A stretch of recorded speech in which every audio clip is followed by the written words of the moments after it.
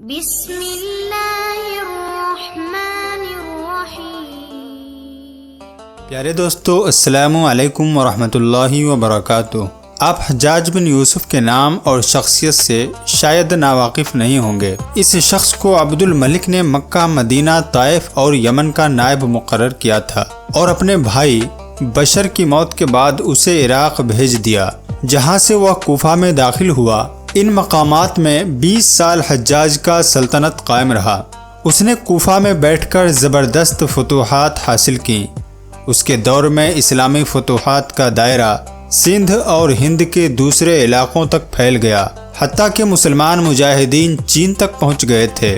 یہی وہ شخص ہے جس کے بارے میں کہا جاتا ہے کہ اس نے قرآن کریم پر اعراب لگوائے۔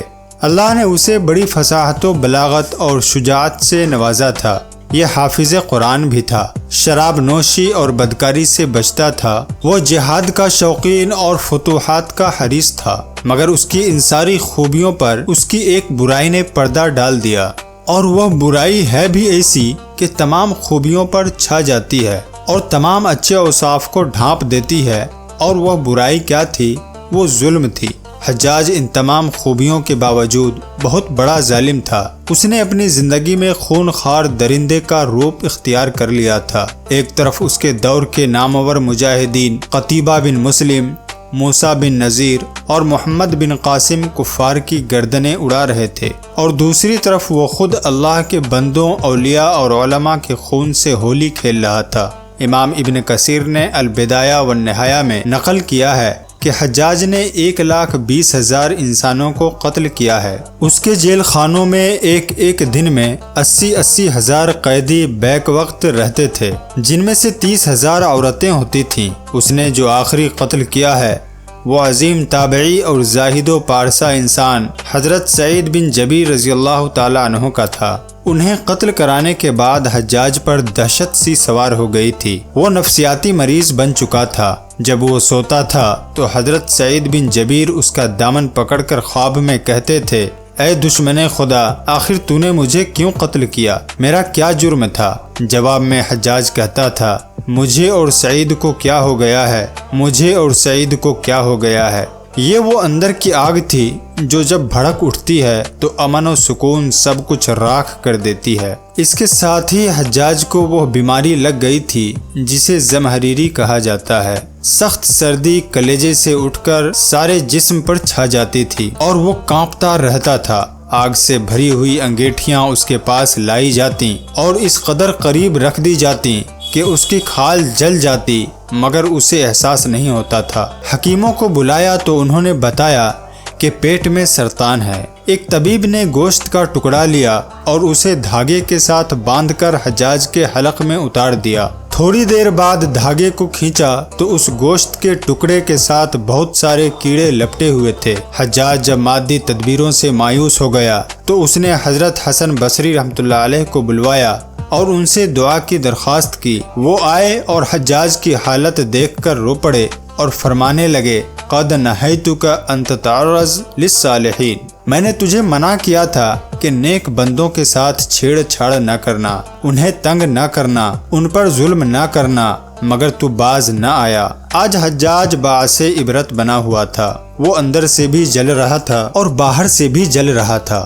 وہ اندر سے بالکل ٹوٹ پھوٹ چکا تھا۔ چنانچہ وہ حضرت سعید بن جبیر رحمۃ اللہ علیہ کو قتل کرنے کے بعد زیادہ دن تک زندہ نہ رہ سکا، اور صرف 40 دن کے بعد وہ بھی دنیا سے رخصت ہو گیا۔ مگر حضرت سعید اور حجاج کی موت میں بڑا فرق تھا۔ حضرت سعید کو شہادت کی موت نصیب ہوئی۔ وہ ایسی آن بان سے دنیا سے رخصت ہوئے کہ بعد میں آنے والے مجاہدین کے لیے ایک سنگ میل قائم کر گئے۔ وہ جب دنیا سے رخصت ہوئے تو ان کا دل مطمئن تھا اور چہرے پہ مسکان تھی، لیکن حجاج جب دنیا سے رخصت ہوا تو اندر کی آگ میں جل رہا تھا۔ چہرے پر شرمندگی تھی، اسے اس کا ایک ایک ظلم یاد آ رہا تھا۔ حضرت سعید رحمۃ اللہ علیہ کی شہادت پر تمام صلحاء اور علماء افسردہ تھے، لیکن حجاج کی موت پر اللہ کے نیک بندوں نے اطمینان کا سانس لیا۔ حضرت ابراہیم نخعی رحمۃ اللہ علیہ نے حجاج کی موت کی خبر سنی تو خوشی سے رو پڑے۔ مرنے کے بعد اس ڈر سے اس کی قبر کے تمام نشانات مٹا دیے گئے تاکہ لوگ اس کی لاش کو باہر نکال کر جلا نہ ڈالیں۔ اللہ اکبر۔ یہ اندیشے اس شخص کی قبر کے بارے میں ہو رہے تھے جس کے سامنے اس کی زندگی میں لوگ کھڑے ہوتے تھے تو ان پر لرزہ طاری ہو جاتا تھا اور لوگ اس کے ڈر سے دیوانے بن جایا کرتے تھے۔ ایک مورخ نے واقعہ بیان کیا ہے کہ جب حجاج حضرت عبداللہ بن زبیر رضی اللہ تعالی عنہ کے قتل سے فارغ ہو کر مدینہ آیا تو اسے مدینہ سے باہر ایک شیخ ملا۔ چونکہ حجاج کے چہرے پر نقاب تھا اس لیے اس نے حجاج کو نہیں پہچانا۔ حجاج نے اس سے مدینہ کا حال احوال دریافت کیا۔ شیخ نے کہا بہت برا حال ہے، رسول اللہ صلی اللہ علیہ وسلم کے حواری قتل کر دیے جاتے ہیں۔ حجاج نے پوچھا کہ ان کو کس نے قتل کیا ہے؟ شیخ نے جواب دیا ایک فاجر و فاسق اور لعین شخص جس کا نام حجاج ہے، اللہ اس کو ہلاک کرے اور سب لعنت بھیجنے والے اس پر لعنت بھیجیں۔ حجاج یہ سن کر غضب آلود ہو گیا اور اس نے اپنے چہرے پر پڑی ہوئی نقاب ہٹا دی اور پوچھا کہ تم مجھے پہچانتے ہو؟ شیخ نے کہا ہاں میں آپ کو پہچانتا ہوں مگر آپ مجھے نہیں پہچانتے۔ میں یہاں کا مشہور دیوانہ ہوں، مجھے دن میں 5 مرتبہ مرگی کا دورہ پڑتا ہے اور ابھی بھی جب میں الٹی سیدھی باتیں کر رہا ہوں تو مجھے دورہ پڑا ہوا تھا۔ تو وہ شخص جس سے بات کرتے ہوئے بڑوں بڑوں کے جسم پر کپ کپی طاری ہو جاتا تھا اور وہ کہ جس کے عتاب سے بچنے کے لیے لوگ مصنوعی دیوانے بن جاتے تھے، آج جب اس کے جسم سے جان نکل گئی تو اندیشے پیدا ہونے لگے کہ کہیں لوگ شدت غیظ و غضب میں اس کی لاش ہی کو نہ جلا ڈالیں۔ وہ اقتدار اور ہیبت، وہ دبدبہ سب کچھ جاتا رہا۔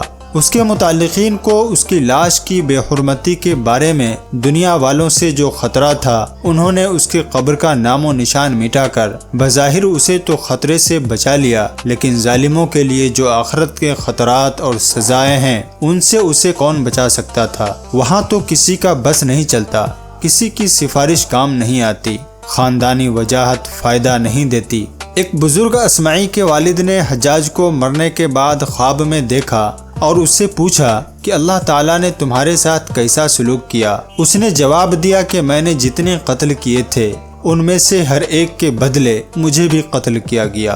اسے صرف حجاج کا معاملہ نہ سمجھیے گا بلکہ یہ معاملہ ہر ظالم و جابر کے ساتھ آخرت میں ہونے والا ہے۔ پیارے دوستو، امید کرتا ہوں کہ آپ کو آج کا یہ واقعہ ضرور پسند آیا ہوگا اور یہ واقعہ ضرور ہم سب کے لیے عبرت بنے گا۔ پیارے دوستو، آپ سے گزارش ہے کہ اگر آپ کو ہماری ویڈیو اچھی لگتی ہے تو اسے ضرور لائک کریں، اور اگر آپ ہمارے چینل پر نئے ہیں تو آپ سے چھوٹی سی گزارش ہے کہ آپ میرے چینل کو ضرور سبسکرائب کریں اور ہماری ویڈیو کو اپنے دوستوں اقارب میں ثواب جاریہ کی نیت سے ضرور شیئر کریں۔